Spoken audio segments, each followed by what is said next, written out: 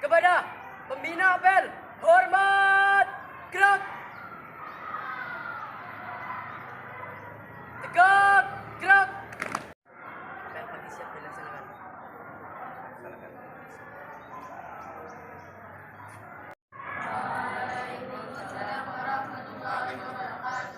Bismillahirrahmanirrahim. Seluruh pembina OSIP yang saya hormati, pengurus OSIP tahun pelajaran 2023-2024 tanpa apa-apa yang saya hormati. Salawat serta salam semoga senantiasa tercurah pada baginda Nabi Muhammad sallallahu alaihi wasallam.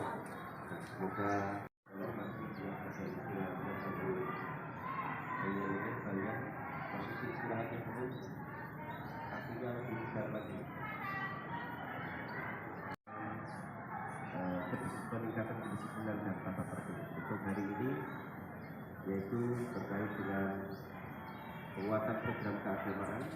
Terkuat atau nilai yang terkuat harus tertanam dalam diri seorang pemimpin adalah moral, etika. Ada seorang yang mengatakan bahwa mahal daripada gunung.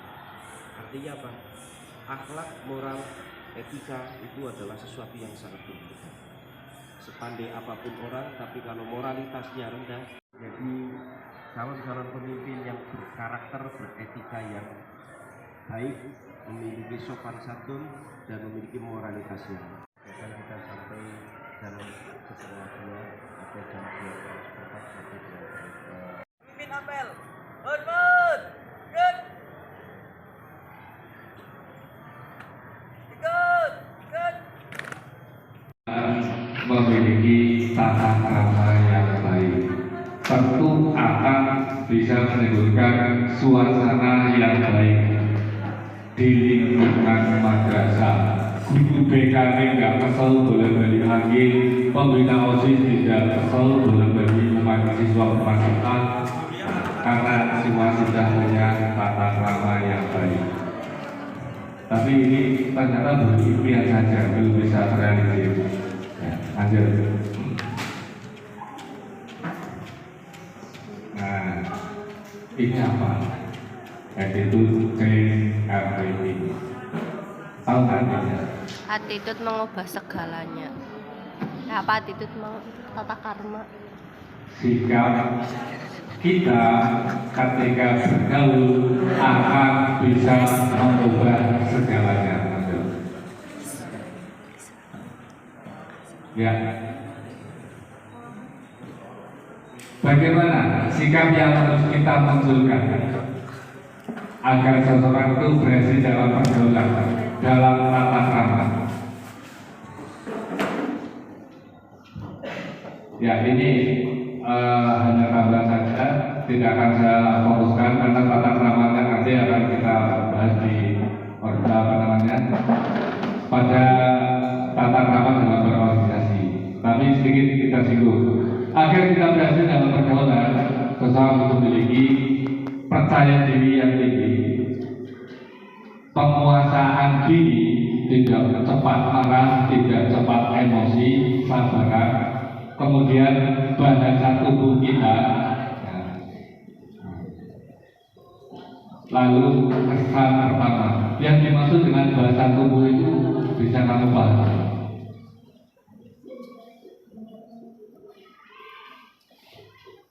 Agar berhasil dalam pergaulan, seseorang harus bisa memiliki bahasa tubuh.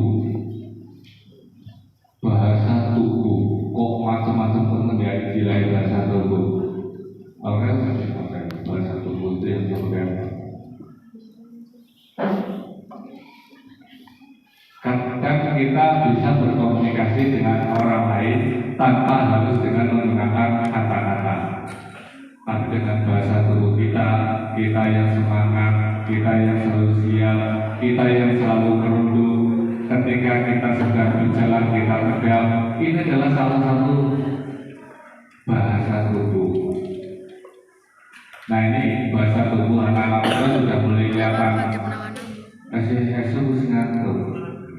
Nah, ini bahasa tubuh yang kurang bersemangat dalam menerima materi. Lanjut. Tentang kesan pertama.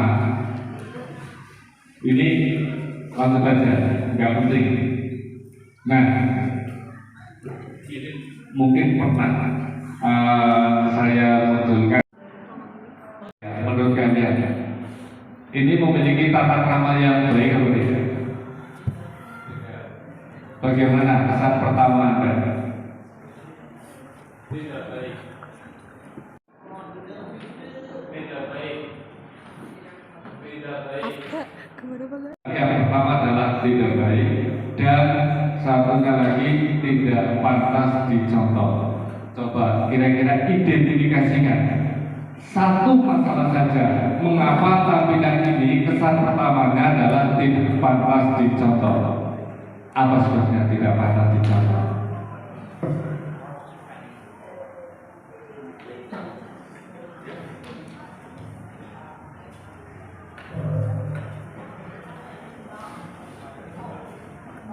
Seragam siswa nanti akan terbukti pada kasus-kasus yang lain. Siswa suka merokok, ya, rokoknya itu minta ratu orang tuku, atau kalau misalnya beli sendiri itu ngepeng. Terus kira-kira coba temukan aksesori apa yang bisa kamu jumpai di sana? Celananya ditempel-tempel betul. Ini nggak patut dicontoh. Ada yang punya celana bolong-bolong, sengaja dibolong itu ditempel-tempel. Ada, boleh dipakai apa tidak di sini ya. Terus apa lagi? Pakaiannya orang tuh digosok ya. Dan apa lagi?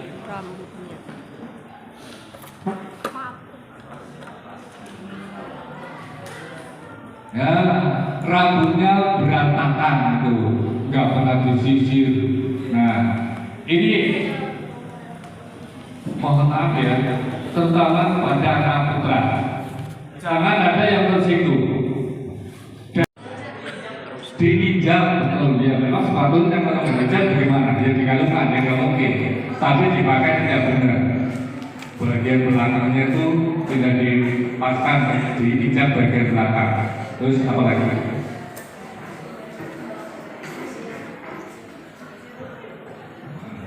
Kayak menutupi kancah nih kayaknya, penggait besi, ya, betul. Terus apa lagi?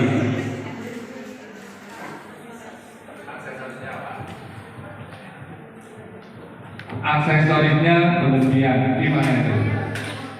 Gelang, ya, pakai gelang. Kemarin saya ingat di depan pintu gerbang saya dengan Pak Sari apa ya? Oh, Pak Sari dan juga Pak Saiman terpaksa harus melepas anak yang pakai apa? Ya, ada padu kayak ini. Terus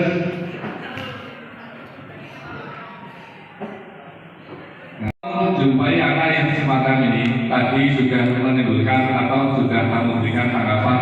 Kesan pertamanya adalah tidak menggunakan dan tidak perlu dicontoh. Maka hindari hal-hal yang semacam ini, walaupun dalam contoh yang kecil saja. Contohnya, kamu sudah bisa rapi semuanya, anak bukan sudah rapi, atribut lengkap, tapi rambutnya masih belum. Itu tetap akan menimbulkan kesan pertama yang tidak menyenangkan.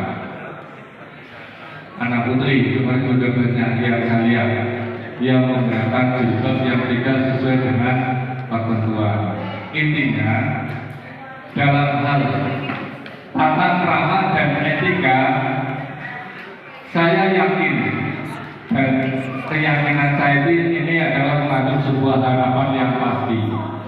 Kedepannya tidak ada, misalnya ada guru piket di depan atau mungkin juga ada sidang di kelas, kok yang terjaring adalah salah satu dari pengurus OSIS. Pengurus OSIS itu yang bukan siswa yang sempurna, bukan, tapi siswa yang sudah bisa menjaga tata krama dan etika. Nah, tentang etika yang lain dalam hal percakapan, dalam hal omongan dan yang sebelumnya, mungkin ini sudah dibahas di materi tata krama tata siswa kemarin, saya tidak perlu mengulang lagi. Masih ada? Sampaikan sekilas. Mengapa etika harus ada etikanya? Nah, etika dalam organisasi itu apa saja? Mengapa etika itu diperlukan dalam organisasi? Yang pertama adalah karena etika berkaitan dengan perilaku manusia seperti orang lain. Nah, pada saat itu kita harus bisa menunjukkan perilaku yang sehat, perilaku yang baik. Kalau misalnya dalam sebuah organisasi ada beberapa personel yang tidak bisa menunjukkan etika yang baik, tentu organisasi itu tidak menyenangkan. Maka dalam hal ini, agar organisasi kita itu adalah organisasi yang menyenangkan, tunjukkan etika dan tata krama yang baik. Saling mendengarkan, saling menyapa, ada keharmonisan. Terus yang kedua, mengapa etika itu diperlukan? Agar bisa mengikuti kehidupan sosial yang tertib. Ya. Kehidupan sosial dalam tatanan organisasi itu bisa menjadi tertib. Karena manusia memerlukan kesepakatan, pemahaman, prinsip dan ketentuan lain yang menyangkut pola perilaku. Sehingga di sini bahwa etika itu diperlukan dalam organisasi karena kita ada dalam kehidupan sosial, dalam sebuah organisasi, di mana dalam sebuah organisasi itu butuh adanya kesepakatan. Yang ketiga, karena dinamika manusia dengan segala konsekuensinya, baik bersifat norma, moral ataupun etika.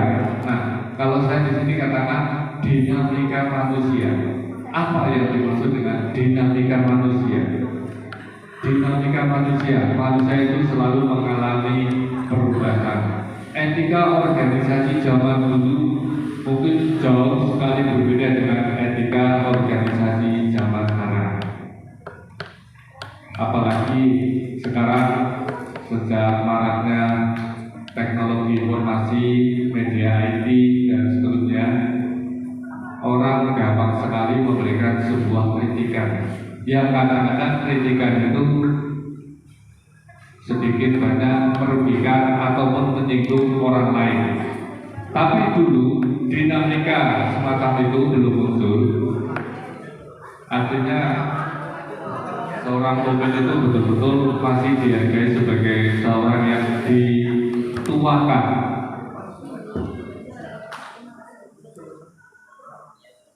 Perkembangan manusia yang sangat luar biasa. Jangankan dalam hal hubungan antara atasan dengan bawah, dalam pendidikan kerja antara guru dan murid, siswa mengalami dinamika yang sangat luar biasa. Zamannya Pak Arif dan Bu Vida, saya masih sekolah, itu yang namanya ngantuk di kelas itu nggak ada. Betul Ibu? Gurunya galak-galak Ibu. Tapi sekarang karena sudah ada dinamika, gurunya nyabet muridnya, sini muridnya pintar boleh balas. Nah, makanya etika itu diperlukan karena manusia itu mengalami perubahan. Jadi perubahan itu tidak bisa kita hindari. Makanya salah satu pinter yang harus kita kedepankan adalah harus bisa mengedepankan, harus bisa menjaga etika dalam organisasi. Kemudian yang selanjutnya, mengapa itu perlu dalam organisasi? Mengapa etika perlu dalam organisasi? Karena etika menunjukkan kepada manusia nilai hakiki dari kehidupan manusia. Jadi dengan adanya etika, orang akan bisa menilai orang ini karakternya seperti apa karena punya etika yang baik atau yang tidak baik, dan itu penting dalam sebuah organisasi. Lanjut teman-teman. Ada pun manfaat dari etika dalam organisasi. Mungkin tampilannya kurang cerah, itu nggak apa-apa, saya bacakan saja. Pertama, kebersamaan bekerja dalam semangat kebersamaan. Pertama, manfaat adanya etika adalah kerja kita jadi semangat, apalagi dalam organisasi menjunjung prinsip kebersamaan, menumbuhkan semangat kebersamaan. Itu adalah manfaat yang pertama. Kemudian selanjutnya manfaat dari etika adalah empati, memahami dan dapat mengalami, merasakan masalah yang dihadapi orang lain. Dalam sebuah organisasi kita harus bisa menunjukkan empati, apa yang dirasakan oleh teman dalam satu wadah, dalam satu organisasi, maka kamu harus bisa betul-betul memahami dan mengalami, merasakan masalah yang dihadapi. Contoh saja dalam satu organisasi, dalam sebuah kepengurusan, ada satu dari teman kalian yang misalnya sakit, maka kalian harus bisa menunjukkan empatinya kepada teman itu. Jangan ketika kamu sedang melihat teman kamu sakit, kamu malah pura-pura tidak tahu. Memahami dan dapat mengalami. Yang selanjutnya ketiga, kepedulian atau kesediaan untuk memberikan bantuan secara ikhlas. Menjunjung tinggi etika sama dengan kita harus bisa menunjukkan keikhlasan. Kita harus juga peduli memberikan bantuan kepada orang lain. Selanjutnya, kedewasaan, kematangan dalam mengatasi permasalahan bersama. Ada masalah apapun dalam sebuah organisasi sudah semestinya menjadi tugas bersama. Nah, untuk menyelesaikan masalah itu butuh adanya kematangan dan kedewasaan dalam mengatasi permasalahan. Ini etika berorganisasi. Jadi jangan ketika ada satu masalah apa-apa langsung diandalkan. Yo mau bodoh ketua nih, bodoh sekretaris bendaranya, tidak segitu. Etika dalam organisasi bahwa semua masalah harus diatasi bersama dengan penuh kedewasaan. Lanjut, respek atau saling menghormati dan menghargai sesama mitra kerja. Saling menghormati antara pengurus yang lain. Kalian nanti setelah dilantik sebagai konsorsi akan memiliki tugas dan kewajiban yang berbeda-beda. Dari ketua, sekretaris, bendara, sama seksi bidang itu punya tugas masing-masing. Tapi bukan berarti kamu hanya menjalankan tugas sesuai dengan tugas dan kewajiban yang sudah dicanangkan dalam SK. Tapi tugas itu adalah tugas bersama. Jadi sebagai mitra kerja, tugas itu dikerjakan dan ditanggung bersama-sama. Jangan hanya mengandalkan saksi keamanan akan jalan maka saya nggak perlu cawe-cawe, itu nggak benar. Saling menghormati dan menghargai sesama mitra kerja. Kemudian selanjutnya, kebajikan, berperilaku santun, rendah hati, serta memberikan kedamaian dalam pertemuan. Bersopan santun, kemudian rendah hati, serta dalam setiap pertemuan itu bisa memberikan sebuah kedamaian. Kemudian integritas atau mengutamakan kepribadian yang utuh.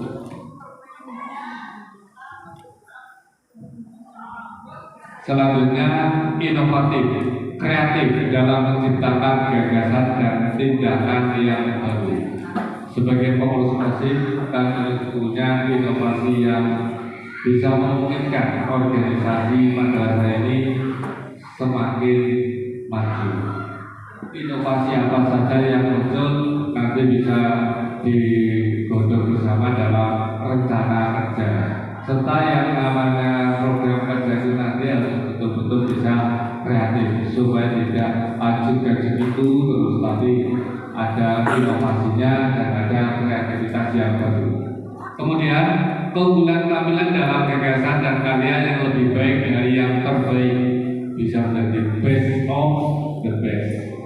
Terus kelulusan, sikap dan tindakan yang luas, tidak kaku dan seterusnya, serta kearifan sikap dan perilaku yang berorientasi pada prinsip keseimbangan. Ya, lanjut. Nah, rahasia pimpinan sukses ini bukan hanya untuk Mas Badir, Mbak Mara saja, tapi untuk kalian semua, karena ini berkaitan dengan etika berorganisasi. Semuanya tadi saya katakan, semua dari kalian adalah seorang pemimpin. Pertama, rindu koreksi, kritik, dan nasihat. Kadang-kadang ada pimpinan yang takut dikritik. Mengapa? Kalau banyak kritikan nanti malah dicopot dari jabatannya. Justru etika seorang pemimpin adalah merindukan adanya kritikan dari mitra kerjanya. Ada nasihat, jangan kemudian gengsi. Aku bos masa dinasehati anak buah, orang luwes. Nggak boleh semacam itu. Terus cari dan tanya. Apa yang dimaksud cari dan tanya? Selalu mencari permasalahan, mencari jawaban dari masalah dan menanyakan bagaimana solusi yang terbaik untuk memecahkan masalah dalam sebuah organisasi. Kemudian menikmati kritik, ini agak sulit terus terang, tapi harus dicoba. Menikmati kritik. Ada nggak yang senang kalau dikritik? Biasanya dikritik itu sakit hati ya. Tadi Mas Banyak sudah gabung ya. Tolong kamu jawab dengan jujur ya. Ketika kamu sedang ngantuk, maaf ini hanya contoh saja ya. Ketika kamu sedang ngantuk, asik banget. Kemudian dibanggakan teman atau Pak Guru, kamu ditanya, jujur jawaban kamu. Kamu suka nggak diganti seperti itu? Enggak. Memang sulit untuk bisa menerima kritik. Untuk menikmati kritik, Alim Pasal tadi bagaimana perasaan kamu ketika kamu saya suruh untuk merapikan rambutnya? Jujur saja. Suka tidak? Nah, ini luar biasa. Suka berarti Alim Pasal sudah bisa menikmati kritik. Terus satu kritik, ya maksud mensyukuri nikmat Allah. Ya, ini jelas yang perlu saya jelaskan. Evaluasi diri program perbaiki diri. Apa yang ya? Evaluasi diri bersama dengan pengurus yang lain. Nah, setelah evaluasi diri, setelah kita tahu permasalahannya, langkah selanjutnya adalah mau memperbaiki diri. Nah, yang terakhir, hal yang paling mudah untuk dikatakan tapi sulit sekali untuk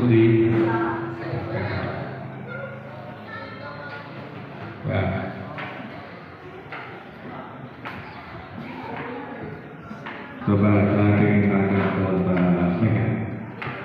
Kamu